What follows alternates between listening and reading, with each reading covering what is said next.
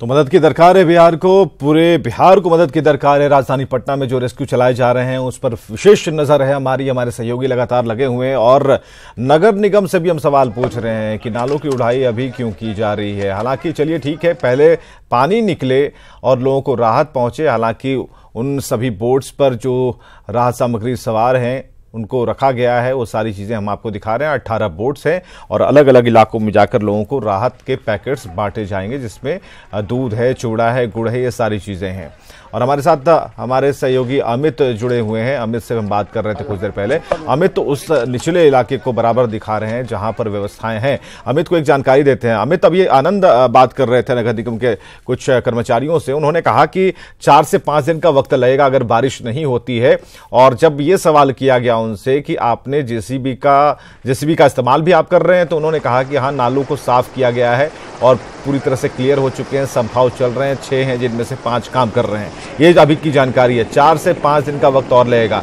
आप जिस इलाके में खड़े हैं, क्या वो सबसे निचला इलाका है? वायुसेना के चॉपर से आज भी जो है वो राहत सामान जो है वो लोगों के छत पे पहुंचाया जा रहा है। और आप देख रहे हैं कि ये जो है वायुसेना के जो जवान हैं वो लोगों के छत पे जो है वो फूड पैकेट जो है वो गिरा रहे हैं। और ये अभियान जो है वो कल दोपहर बाद से शुरू हुआ था, जो आज भी जो है लगातार जारी है। और ये अभियान अगले उस वक्त तक जारी रहेगा जब तक इस इलाके में कदमकुआं, नाला रोड या फिर बात बहादुरपुर की कर ले, राजेंद्र नगर की कर ले, बाजार समिति की कर ले, तो इन इलाकों से जब तक जल निकासी पूरे तौर पे नहीं हो जाएगी तब तक ये अभियान जारी रहेगा। इसी तरह से जो एनडीआरएफ के जवान हैं वो नीचे से जो है जमीन स्तर पे जो है वो अभियान चलाएंगे। और इसी तरह ये वायुसेना के जो जवान हैं जो ये यहाँ पे जो है चॉपर के माध्यम से लोगों के घर तक राहत पैकेट पहुँचाएंगे, फूड पैकेट पहुँचाएंगे। तो ये सिलसिला जो है वो कल हुआ था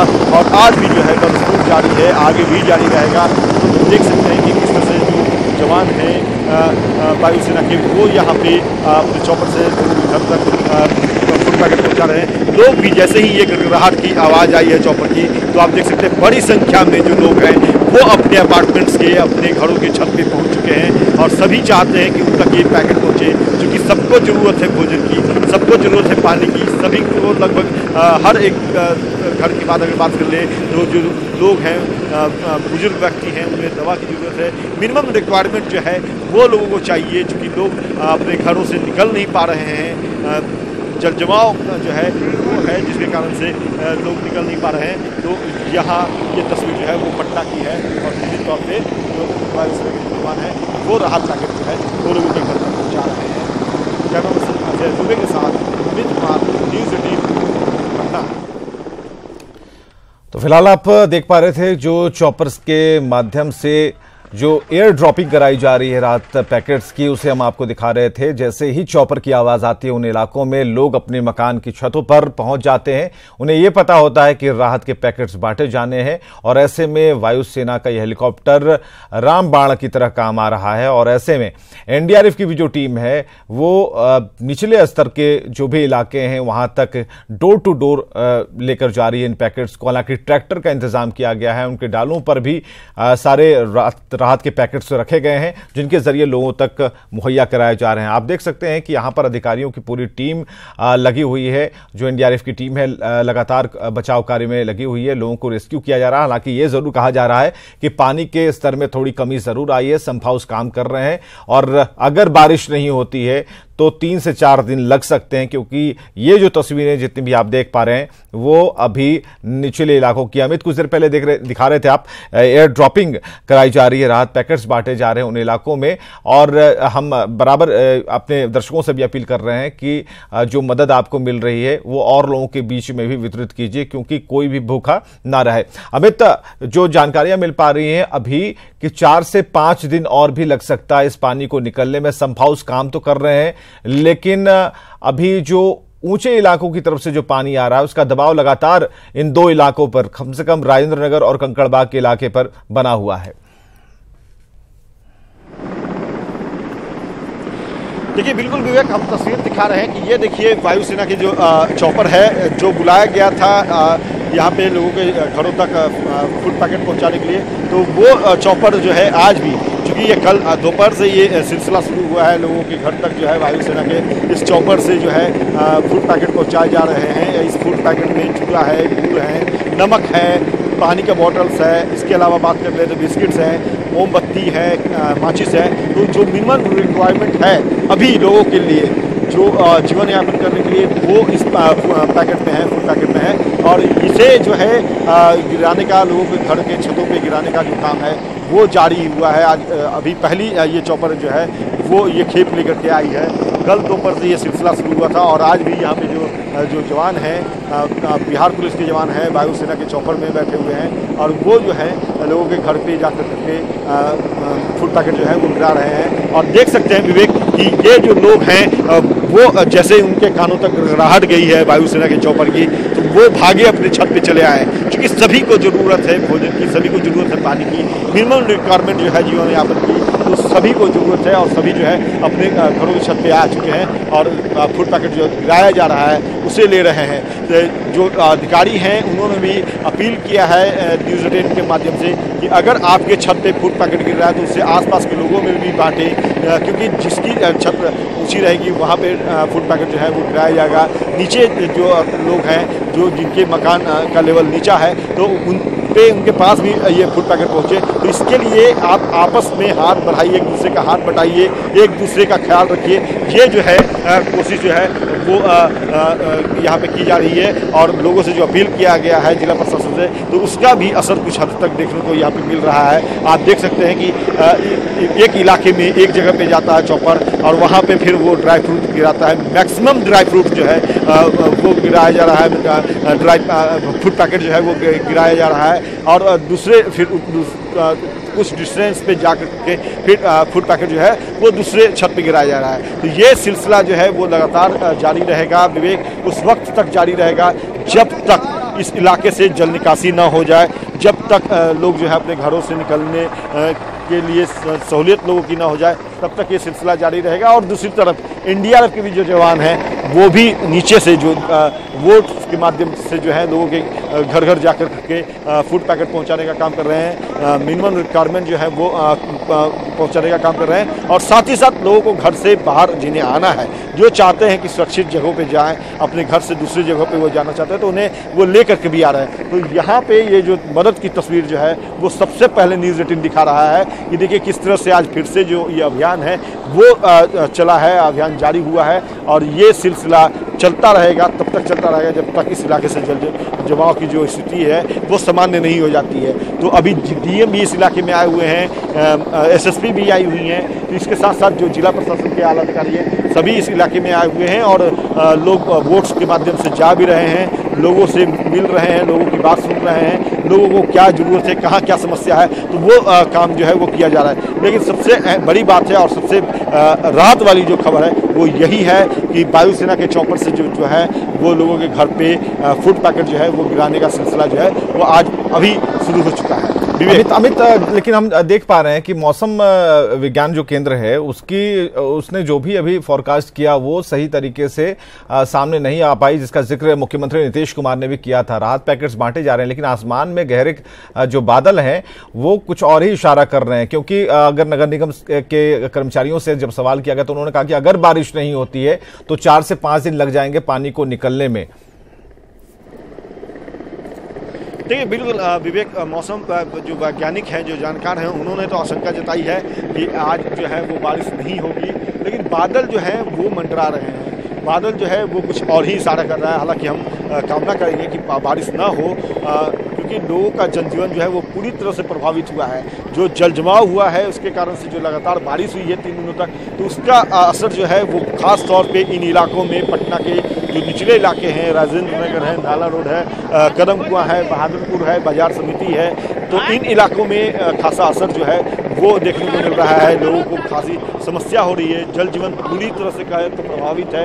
लोग किसी तरह से अपने घर में गुजर बसर कर रहे हैं और जो राहत सामग्री पहुंचाया जा रहा है, मिनिमम जो रिक्वायरमेंट है उसके साथ लोग जो है जीवन जो है यापन कर रहे हैं। तो मौसम विभाग का अपना अनुमान है, जो बादल है वो कुछ और इशारा कर रहा है। तो फिलहाल जो कहा जा सकता है तो बारिश नहीं है, ये राहत भरी खबर है। और कहीं ना कहीं ये उम्मीद भी की जा रही है कि ये जो बारिश है वो आज ना हो, चूँकि मौसम के वैज्ञानिकों ने ये जानकारी दी है, ये उन्होंने बताया है। लेकिन इन सब के बीच जो सबसे ज़रूरत की चीज़ है, जो सबसे अहमियत रखती है जो चीज़, उसकी तस्वीर आप अपने दर्शकों को दिखा रहे हैं, हम अपने दर्शकों को दिखा रहे हैं। और सबसे पहली तस्वीर जो है वो न्यूज़ 18 दिखा रहा है कि देखिए किस तरह से जो जिला प्रशासन ने दावा किया था, मुख्यमंत्री ने जो बातें कही थी, उस पर किस तरह से अमल किया जा रहा है, कितनी तेज़ी से अमल किया गया है। तो वो तस्वीर यहाँ पे देखने को मिल रही है और ये कहीं ना कहीं बड़ी राहत जो है इस इलाके के लोगों को दे रहा है। सुकून भरी तस्वीर जो है वो हम अपने दर्शकों को दिखा रहे हैं। विवेक, बिल्कुल सही कहा आपने। और एक सवाल और भी जानना चाहेंगे, क्योंकि और भी जो इस इलाके के लोग हैं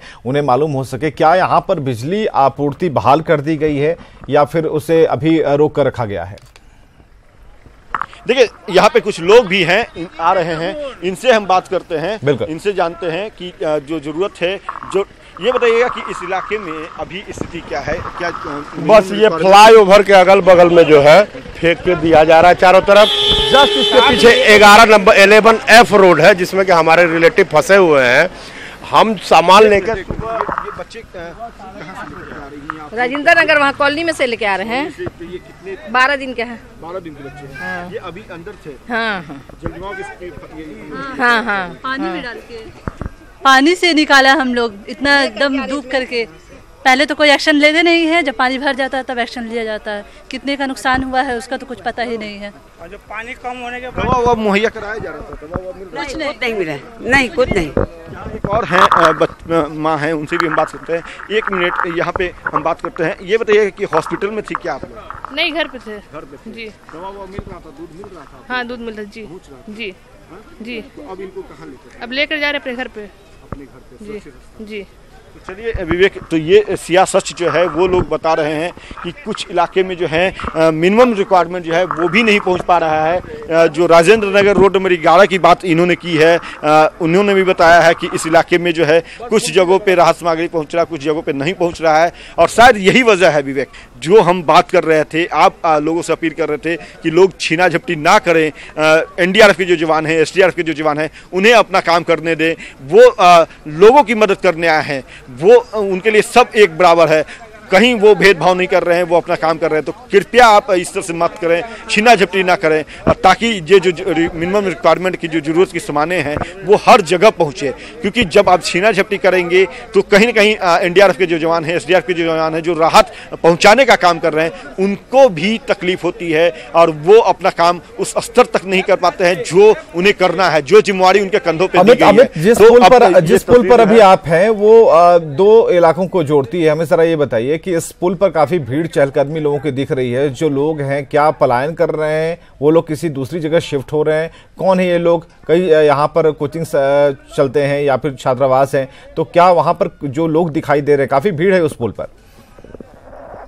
देखिए बिल्कुल, ये पुल जो है वो इस इलाके को, राजेंद्र नगर का जो इलाका है, बाजार समिति का इलाका है, बहादुरपुर का जो इलाका है, या फिर हम बात कर रहे कदम का नाला रोड का, तो उसको ये कनेक्ट करता है कंकड़बाग से।